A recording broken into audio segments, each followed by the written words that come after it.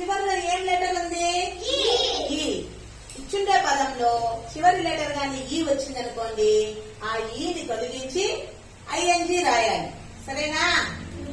COMING coming.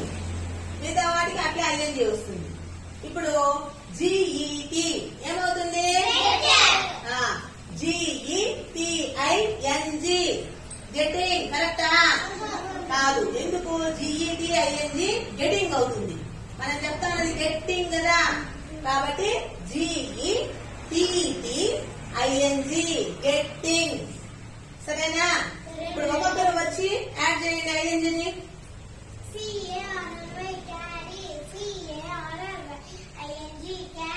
Very good, very good.